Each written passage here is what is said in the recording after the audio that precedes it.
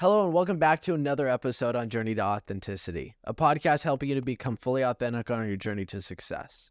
I'm your host, Braiden Belnap, and I'm a human just like you, striving to build a dream life, all while I stay true to myself. Although, what if you're in a position of growing up to the point that you feel like you've lost yourself? You lost your spark, your creative spark for that matter. That's exactly why we have Kendal Rich joining us today, because she's built her dream. She writes children books and she connects with that and connecting her talents, her purpose, and to her art and what she puts out into the world. She's here today to help you do the same.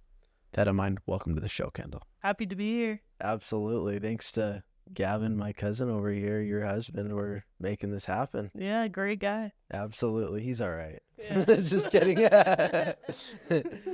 Anyways, so jumping straight in, what inspired you to become a children's author? That's a great question.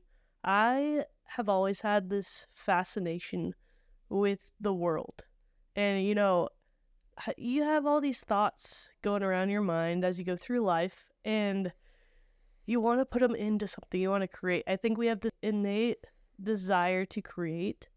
And I guess the question is, what are you going to create? And my choice was children's books, because I think there's a deepness that you can go into with the children's book, because parents are obviously reading these books to the kids. And there's also a simpleness that goes into it. So there's an art form that goes with all of that allows you to create something pretty cool. So, yeah. I love that. So I would agree with that. Kids grow creative and almost we grow out of that. Mm-hmm. But we shouldn't, because we can grow so much more beautifully if we have creativeness in our world and our life. So how did you find that? Like, what was that spark to be like, children's books? Yeah. Out of everything. I know. There's a ton of things. I have always been inspired by children. I'm an aunt. I have 2 nieces and a nephew now. And when my first niece was born, I began to see through her eyes, see the world through her eyes. And it inspired me. It's like, wow, there's so much simpleness, but she's also so intelligent and so smart. And so as I was beginning to do that, I just felt inspired in a new way. And then that's when, I came up with the ideas, and then they started flowing into what they are today in those books. I love that. Yeah. And we got to call them out real quick. So there's your newest one, Willard in Wonderland, Fred the Oversized Watermelon, and We Are All Trees. Yeah. You can find all of them on Amazon, by the way. Oh, yeah. So you're inspired by kids. As a kid, were you always creative? Like, did you learn it from your parents? Where did that creativeness come from? I think it was just kind of within me all this time. I have memories of myself, with a stuffed snake. And I would play Indiana Jones, in the backyard by myself in the snake. I'd throw over the wall, and I would pretend I would climb up the wall. And so I've kind of just always been creative in whatever I do. And one of my favorite things is, in speech. I like telling jokes that are kind of witty and entertaining, crowds that, I don't know, come over to my house or whatever. So yeah, it's always been there. That absolutely. And I love that you called that out. It's always been there. I do genuinely believe we're all born with gifts, God gifts, right? And it's our job as human beings to find what that God gift is. We all have them. Yeah. It's just a matter of seeking it out, understanding, and willing to lean into it. We're always told who to be, what to do. Go to elementary school, go to high school, go to college, grow up, and then forget whatever dreams you had. Yeah. It's like, sure, maybe there is some adulting in there. You do have to you do have to go to school. You do have to acquire the skills. That's necessary. Just don't forget who you want to become in the process. Totally. I totally agree. And it's so important. Because, if you don't find that, you don't pursue that, I think you lose yourself. You become this robotic thing in the workforce, and it's over. unless you find it again somehow, but that's hard. Absolutely. Yeah. I forget the statistics, but I was just reading an article, and there was a study that was done, and such a high percentage of kids are actually proven to be geniuses. It's just at about the age of 12, 13 that's lost. Kids forget their abilities. Yeah, They just start to listen to the world. totally. Yeah. I mean, I could totally see that. I didn't know that. That's like fascinating to me because I think, yeah, maybe they're born with the smarts, but I think it's the kids that are actually going out and doing those things. I think laziness, like in our instant gratification kind of world, they kind of lose that hardworking ability to build something, you know? Instead of going and building or playing with a snake in the backyard, they're playing with some fake snake online. Yeah, exactly. I mean, we were just talking about it, but we had like Club Penguin, Yeah, right? yeah. Or Tamagotchis growing up. Those are Don't way get me cool. wrong, those are fun. There's only so much of it you could do. Nowadays, you can go play on one single console. And I guess I had this growing up too, but I was so limited. My parents limited me so much. And they used to irk me. Like, just let me play video games for 2-3 hours at a Yeah. time. No, there was limits. And I think that was important. But kids nowadays are just playing for 4, 5, 6 hours, sitting in front of a television, Yep, it's true. which is lonely too. And as far as I'm concerned, you can't really find your genius in front of a computer. Yeah. Well, something that my husband reminded me of was, hey, you need time to be bored. That's boredom is where you are able to thrive and find creativity and work with it because you have to go out and seek something. It's like, hey, I'm not going to just be bored. And then I think a creativity killer is the TV, it is the console, is the iPad. Absolutely. You're just soaking in Yeah. all of this stuff. It doesn't matter what it is. Because Psychology 101 is that a trigger takes place, creating thoughts, creating emotions, creating behaviors, creating results, right? You watch a movie, you can go from anger to being terrified to crying really quick. And what we don't realize is that's happening to us all day long.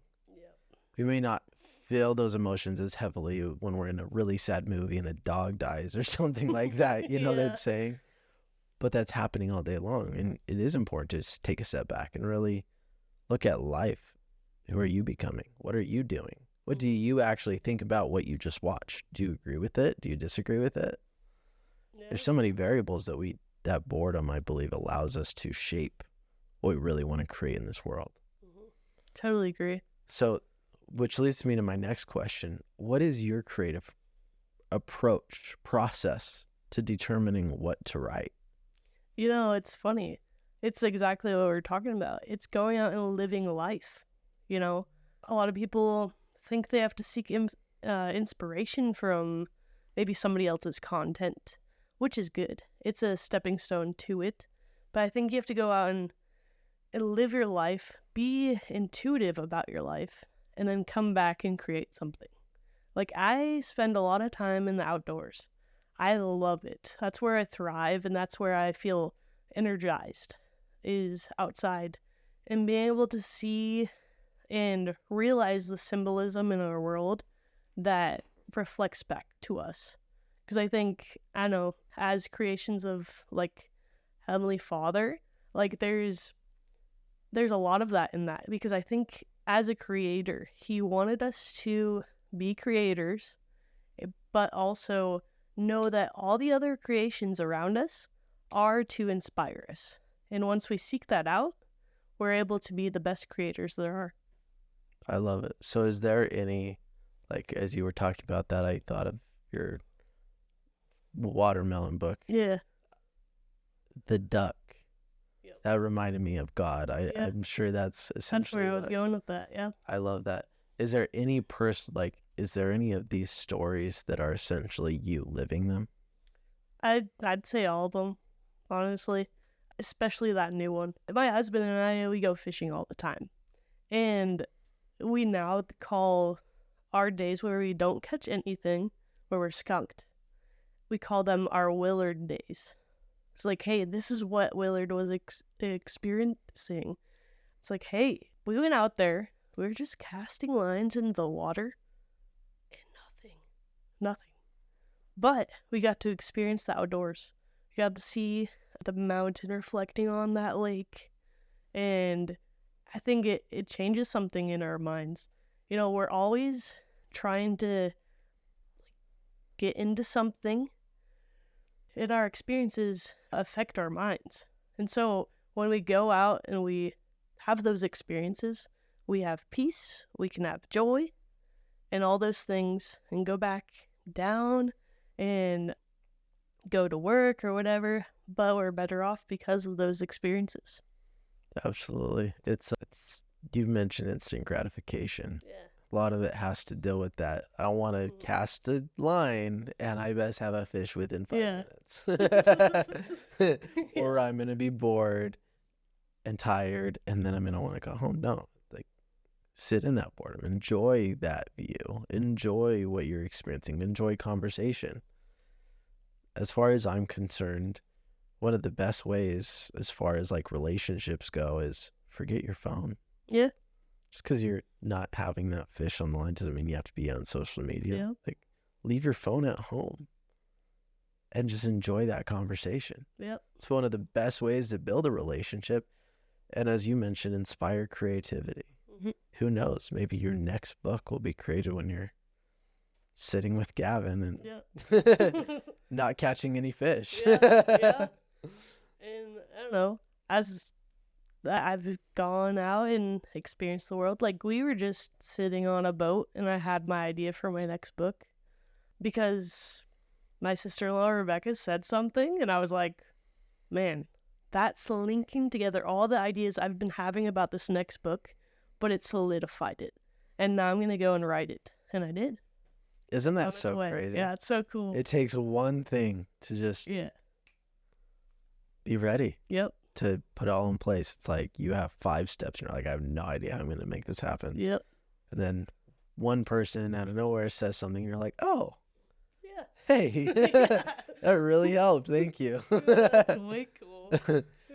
So you go out to nature, you configure your ideas, you sit in boredom, whatever the case is, and an idea comes to fruition. What's next for you? I have to write it in my head. That's what I say. I'm writing it in my head. It's like, okay, I'm thinking about it over and over again. And once it feels like it's ready, it's almost like cookies in an oven. It's like, hey, I'm going to put all the things together in my head, and that's the oven. But then when I go and get my paper and my pen, I can just get it out and write it down, and it's on its way just from there. I love that. Yeah. So idea pops into your head naturally. Mm-hmm. You don't really, sounds like you don't really force ideas. Just when it comes, it comes. Yep.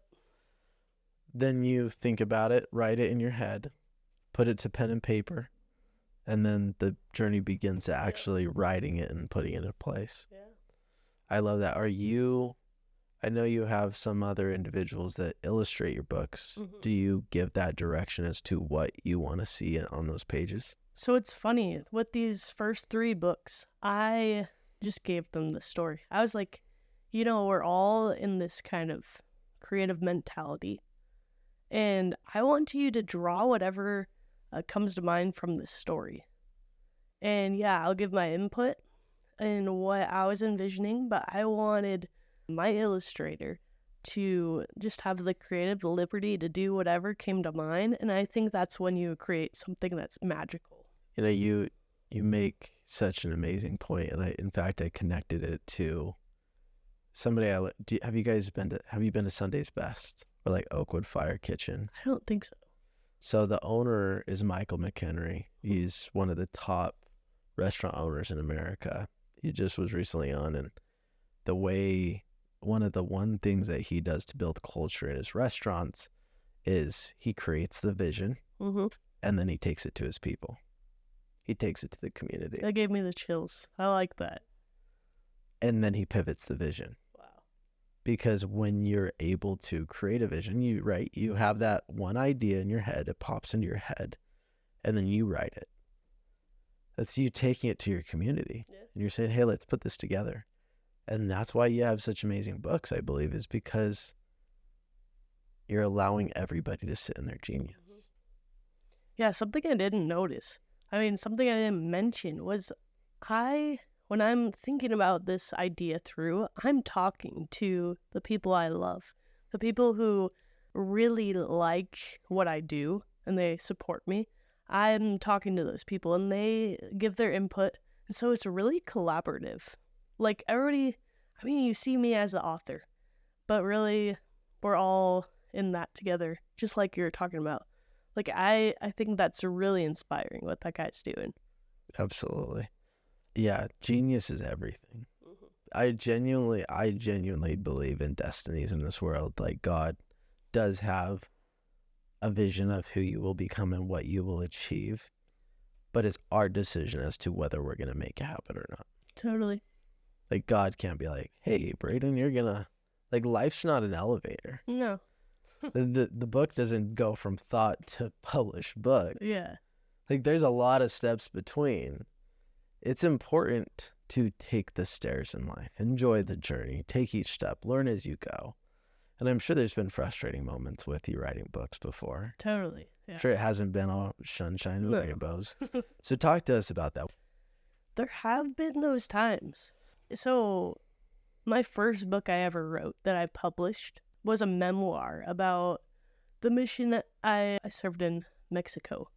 And it was very much my journals, very personal. And I had somebody in the book that didn't want to be written about. And, that crushed me. Because to me, it was such an intricate part of my story. And it crushed me. I was like, how am I going to write this book? But I found a way. But at first, it was really upsetting. Like, for a week, I was just flabbergasted. I don't know if that's the right word, but it was such a roadblock. I was like, what the heck am I supposed to do? But, you gotta start that creative process again. It's like, okay, let me take time just to be here. Just be still, think, don't have these distractions. Yeah, talk to your people, but get back on the horse, keep riding. So your way to overcome what I'm hearing struggles is just to keep going. Yeah. You got to sit with it first, though. Sit with it, and then just keep going, because then everything will fall into place. So you have to let it fall into place. If you don't keep on going, it's not going to happen. Absolutely. And you make I love that you say sit with it first.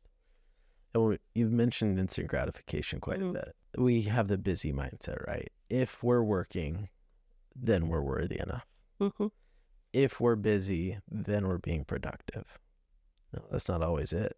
Getting on the horse doesn't mean riding and just charging at it. Sometimes it's sitting on the horse and just saying, okay, what path do I take? Mm-hmm. And then continuing to go. But you're right. You have to stay on the horse. If you get thrown a curveball, there's the difference between victim mindset and victor mindset. Victim mindset sees the challenges and stays there. The victor sees the challenge, sees the obstacle, recognizes the pain that those may cause, but also recognizes the power of transforming them. They create the plan and then they execute it. Totally. There's not a big difference between victims and victors. It's just a simple shift that the victors are willing to keep going. And if we never quit, then life at some point will work out, right? Yeah. There's so many disappointments in our lives. Like, you're gonna meet them one way or another. And if you meet them head on, you're bound to be the champion over those hardships. Absolutely. So speak to the person out there that's an adult, maybe in their career, starting a business or in business, but has almost forgot that creative spark. How can they find that again? I think they walk away for a moment put the paintbrush down. Go do something else. Maybe go to a different country, a different state. Go get a different perspective. Because I guarantee they will find it if they go and search it for it. You can't just, it's the analogy of beating a dead horse. It's like, okay, you're not going to get anywhere if you keep on trying to do this thing that isn't working. You know, they say, like, insanity is trying to do this thing over and over again, and it's not working. You need it. I mean, if you're trying to find something, it's like the same thing. Oh, you're looking in the same place? Well, you gotta find something else. You gotta go outside of that, and you're like, okay, well, maybe I try photography instead of painting. Maybe you pick up something that you're not so good at, and then you shift, you pivot in a way. I love that. You're right. The definition of insanity is doing the same thing over again, hoping for a different result. Mm-hmm. It never works. I wish it did, because I've been there, to be honest with you. Yeah. And I mean, even just last year, I built up so much stuff, events, products, services, and I built it to where it wasn't scalable. And that's one of the times that I was actually a victim. I was like, crap, I spent like 2 years doing this.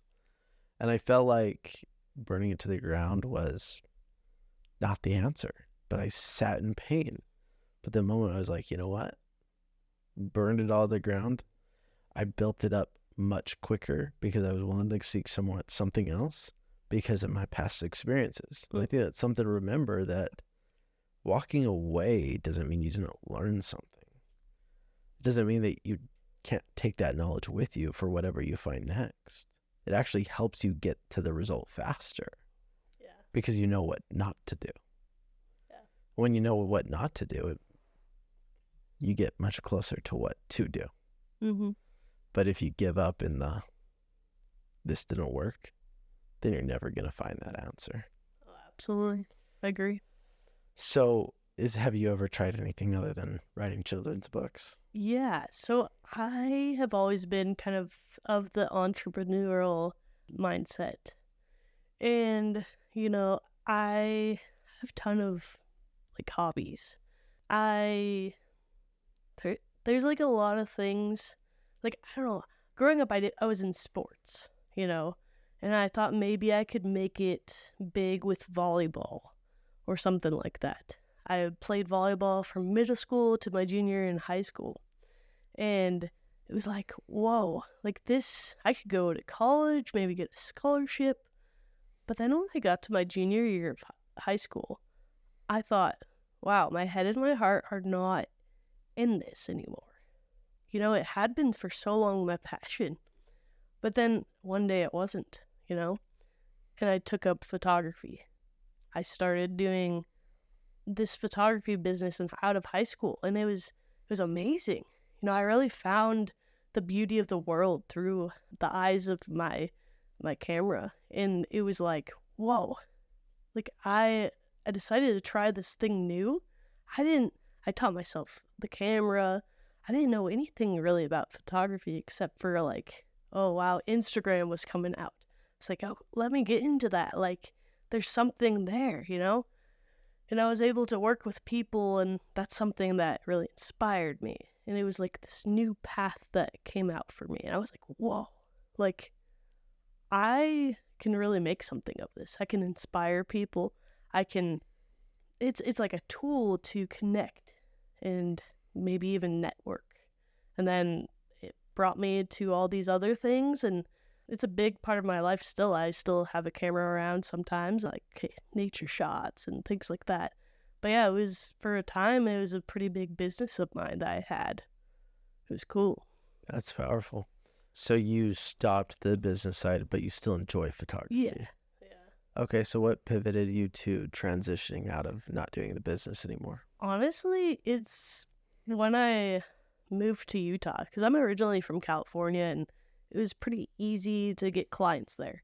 And now, I mean, it's crazy out here. It's so saturated. And Everybody comes back from the missions, gets married, and everybody needs a photographer. It's all the same. So, I mean, so that was a roadblock, and I was like, I'm not doing this anymore. And I've always wanted to be different. That's always been kind of my mindset. It's like, I don't want to do what everybody else is doing, and I don't know, it's just different here. So that's fair. So and the thing, like the thought that comes to mind too is you learn probably so much from photography to carry you over to the next adventure of yours. Yeah, totally. So photography is a necessary thing. Yeah. Yeah. And photographers are expensive, Yeah. or sometimes you want to get that one picture that you just, for me, I definitely can't get. My wife always makes fun of me that I'm a horrible photographer. She'll like take good pictures of me, and then we'll switch places, and she just deletes all Yeah. of them. There's like funny memes out there. It's like when when I take pictures of my husband, it's like this, and it's like this perfect portrait, and then they switch over to the girl side. It's like when my husband takes pictures of me or videos, and then it shows her doing like the silliest, weirdest thing ever. And, Sounds about right. It's completely correct. That's our relationship to a T. Yeah. Like, just tell me what to do. Yeah. It just never works. Yeah. So I probably could learn a thing or two from you. Yeah, it's cool. I mean, it is, I don't know, you have to have an eye for it, I guess, and you can learn that. But yeah, photography is cool. Absolutely. So did you learn that entrepreneurial spirit from your parents, or where did that initially come from? I don't know. I think it was just within me. I really just wanted to make something. That was always like my thing.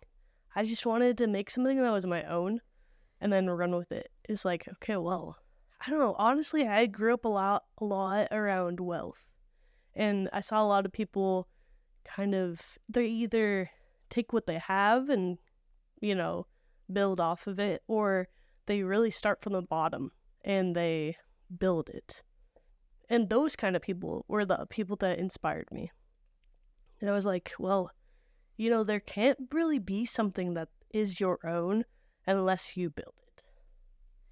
So what I'm hearing from you is you were brought up in wealth, and you're choosing that you want to build your own, essentially, in your own way. Mm-hmm.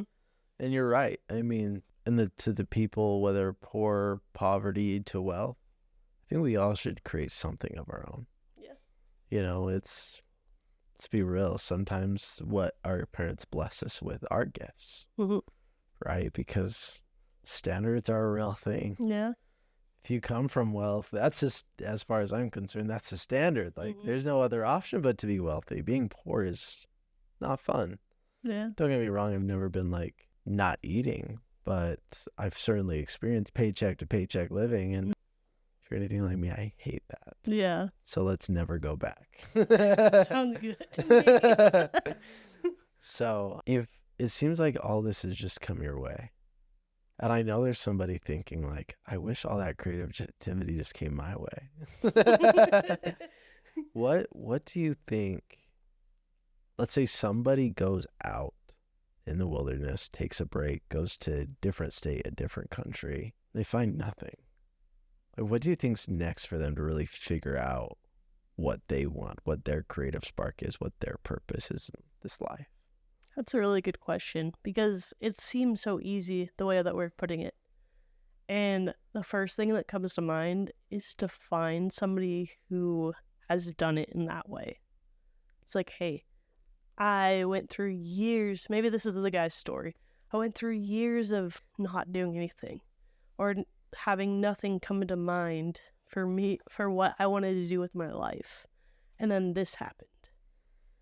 And you do have to work for something. Like, I think of the concept of, okay, you have these gifts, these talents, you're amazing at this. But there's also the work that goes with it. It's like, okay, well, I mean, maybe I don't have this innate, talent. Like, I don't know, maybe mine would be in selling something. It's like, oh, I don't know how to sell this. I'm going to go and see how this guy does it. And you can kind of like be inspired by the people that are doing the thing that you want to ultimately do. I love that. Mentors, relationships, those are powerful. Yeah. When you said go on an adventure, I would say that I found most of my ideas personally when I'm talking to people. Mm-hmm. You mentioned nature. Don't get me wrong. I love nature, but I'm definitely a city boy at heart. Mm-hmm. Like, I like glamping where I can definitely go shower. Oh, yeah. Yeah, I enjoy that too sometimes. I do get a lot of creativity when I go out in nature, but I certainly, when I can sit down and have a conversation with somebody, my mind just sparks. Yep. So I'd just also encourage anybody listening is like, find what actually gets you going. Mm-hmm. If it's going in nature like you, then go out in nature. Yeah. If it's talking to people, then go talk to people. If it's traveling, go travel. But what actually gets your mind to think? Mm-hmm. I think everybody needs to learn that for themselves. Like, I love that you're mentioning that because, I mean, I get the fuel from talking to people too, but it's not as much. I think it's the same thing for you the other way. And, like, I don't know. And I think you got to be careful about who you talk to too, because I think sometimes our like, the way we talk to somebody is influenced by who that is. You know, maybe you put up the walls more, like with some certain person and like the other way around too. I love that you say that too.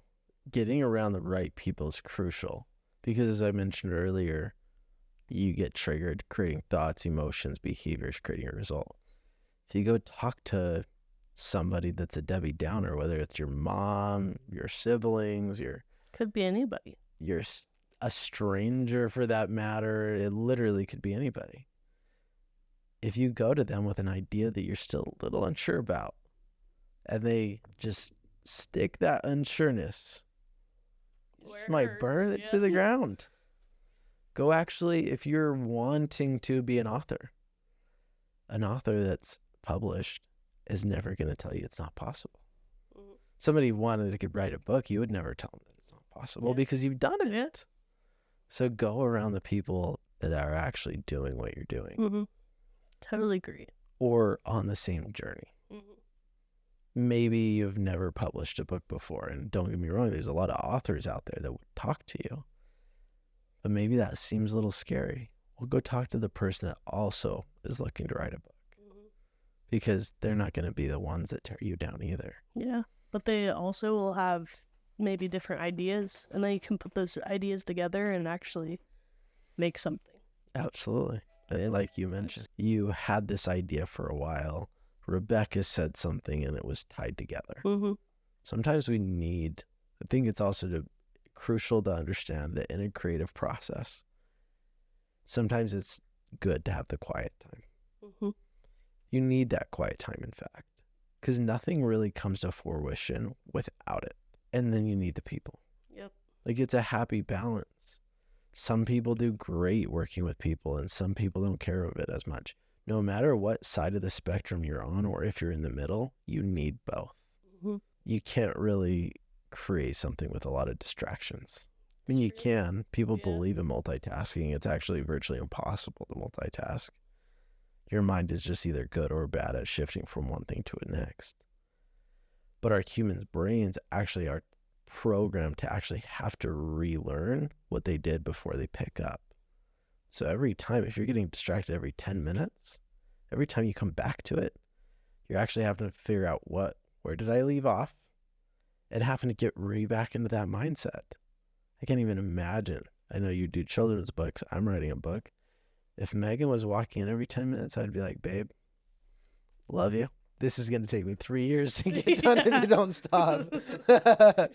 So I love that, creativity is important, nevertheless. I think it's important for us as individuals. I think it's okay to grow in life, but I think growing up is for adults, and I'm okay not being one, if you know what I'm saying. Yeah. Like, let's just keep enjoying life. Yeah. Let's keep having that creativity and build a life that we genuinely love. It's purposeful. Totally. Maybe there's some hard work in there that we don't enjoy. I'm sure there's certain parts of the book process that you don't enjoy, but you have to do them because without it, you don't get the finished product. Yeah, exactly. So somebody goes outside, brings it. Do you feel like, I personally think it's crucial for all purpose to be built around business. I genuinely believe if you're naturally gifted at something, for some people that is something weird, right? That we've never heard of before. And sometimes that's painting, and everybody knows what painting is. But if you have a natural talent, you're willing to lean into that because you love it. I think we all should build it around our business. I mean, isn't that what America used to be about? Yeah. America was built on the entrepreneurial spirit. If you had a talent, you usually built a business around it.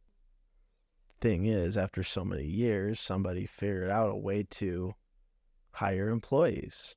Don't get me wrong, there's purpose for corporation too. Like, people talk down on corporate America. At some point, it does become a little big that we should be supporting all the small guys. But without corporate America, America's also not America. There needs to be a happy balance. The problem is with corporate America is that everybody's doing it now. Yep. And they've lost that creativity, and they don't have enough energy because of their jobs to go out and do what we want to do. Exactly. And America was built off that entrepreneurial spirit. And in my opinion, like my Belnap family, me and Megan, at some point maybe some little ones will come around. Like, that's my America. Oh, yeah. Right? America has an economy. The world has an economy. Each country has a different economy. But I also have my own economy. What builds an economy? Different sources of income. Literally income, investments, finances. It's different roles in the relationships. It's not that role's most important and mine's least important, or whatever the case is. They're all important. The president doesn't run without his other relationships, right? So I think it's crucial to also find that in family. Realize that that purpose that you have is impacting your entire family and what you create, the legacy that you live. Your kids for generations are going to be reading this. Totally. Your nephews are going to have kids. And then they're going to be writing it, your kids. Like, it's going to consistently go. And that, I want people to really realize that. That if they never give up on their dreams, whether it's big or small, and whatever, big or small, that that's all perspective, you will leave a legacy. So I know it's important to lean in your purpose. Yeah, totally. Even if you do it on the side. If you work a job right now, that's fine. I work a job right now. Are you willing to do it on the side? Yeah. You never know where it'll lead you. It's true. So if there was just if we were able to summarize this conversation in a couple quick steps, and ultimately how to build a creative individual, what would those steps be? I would say go out and find out who you are. Really do some thinking. It's like, hey, who am I to my core? Because we have so many distractions around.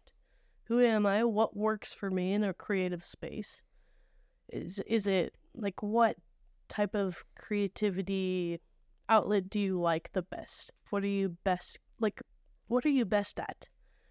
And then how do you find the fuel to create the best product that you can? And is it really what is in your soul? So yeah, go out and find those two things and then go do it. Find the time, find the energy to go and do what you've always dreamed of.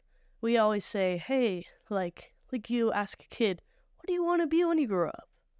And how many times does what their answer is turn into reality?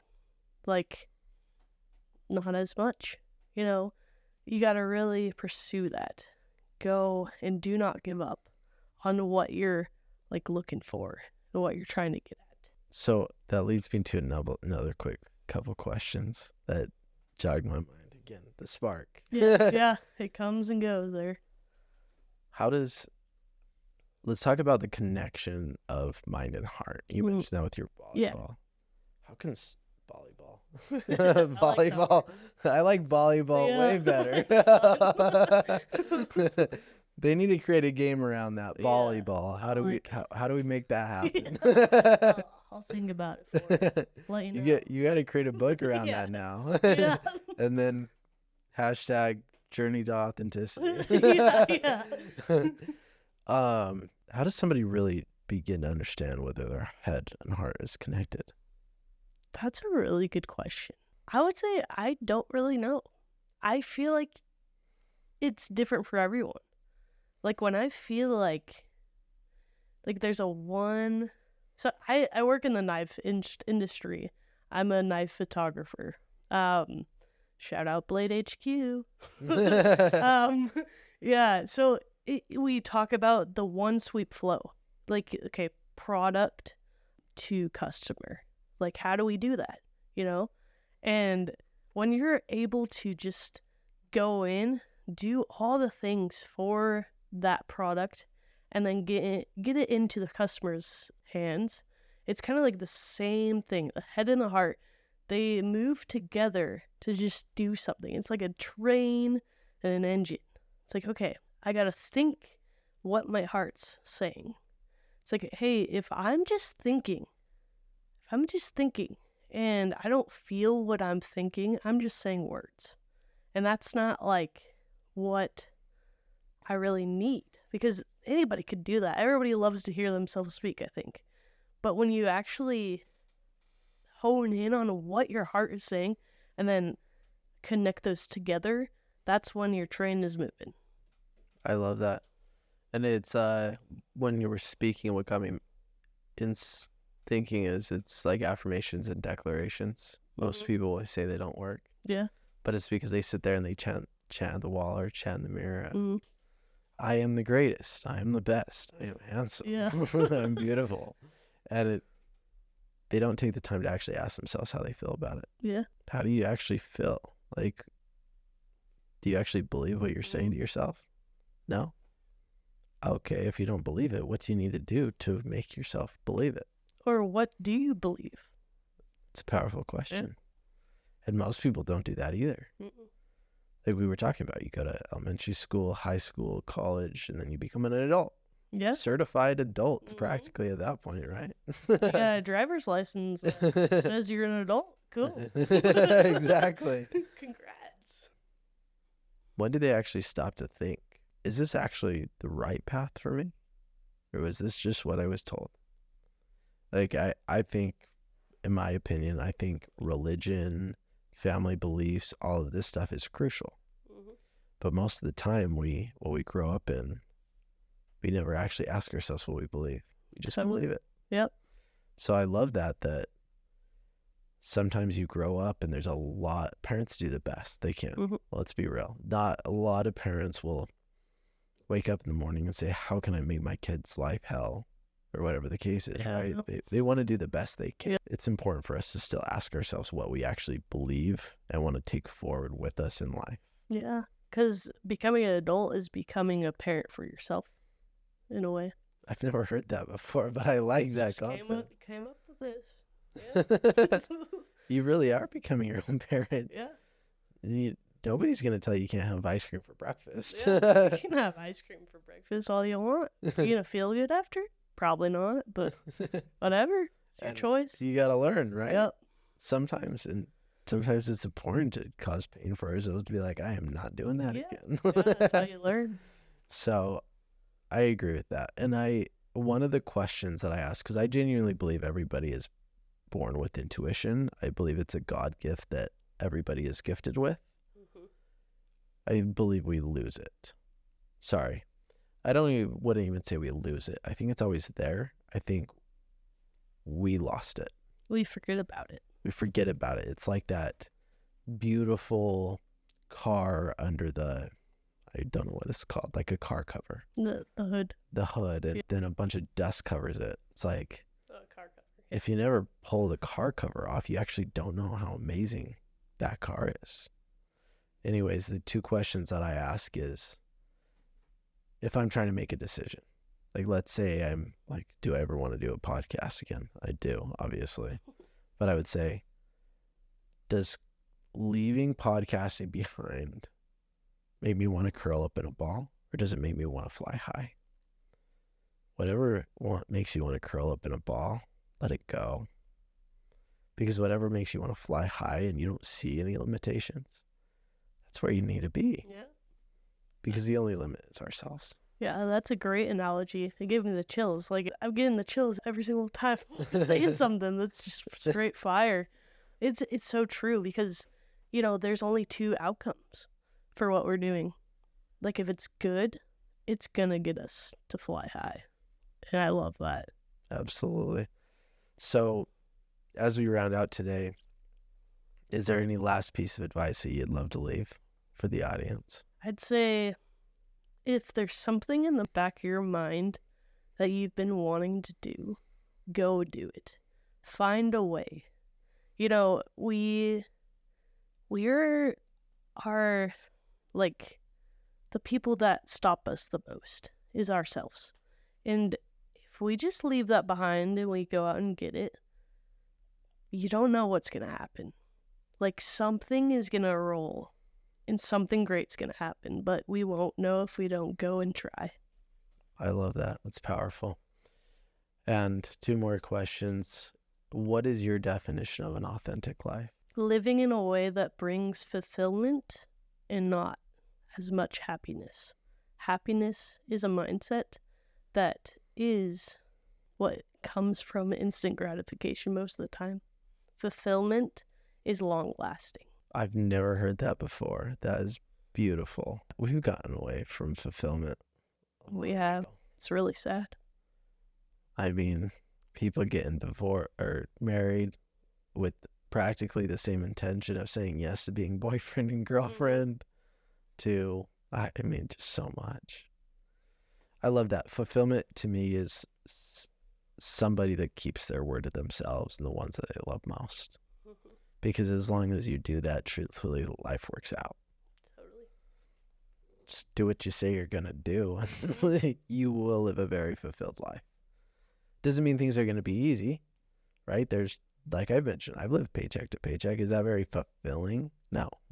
Let's be real. Nobody wants to be there. If you continuously to keep your word, at some point you won't be there anymore. Yeah. If you're having a hard time in relationships, you made a promise to marry that person forever. Period. As far as I'm concerned. Unless you lie, cheat, steal, or try to kill me. That was a Megan comment. Just kidding. As long as you keep that word, even in hard times, you can go to bed a little frustrated. Give him a kiss goodnight. Yeah. Wake up and give him a kiss good morning. Yeah. And then at some point, it'll be okay. Because life goes on. Absolutely. That was powerful. Thank you for sharing that. And the last question is, what can I and my audience be doing for you? Follow me on Instagram. I got great adventures on there. Buy my books. Share them with people. There's powerful messages in there that will change lives. Absolutely. Genuinely, I really enjoyed this Willard in Wonderland. Sorry. I said Wonderland before. I love it. I love Wonderland. Willard in Wonderment. Yeah. I don't know why I was saying Wonderland. That's funny. Willard in Wonderment. And I actually enjoyed reading this book. Yeah. I'm going to read it to Megan, and then maybe she'll fall asleep tonight. That'd be sweet. Yeah. Yeah. And then Fred, the oversized watermelon. I loved that duck, and I'm sure. Yeah.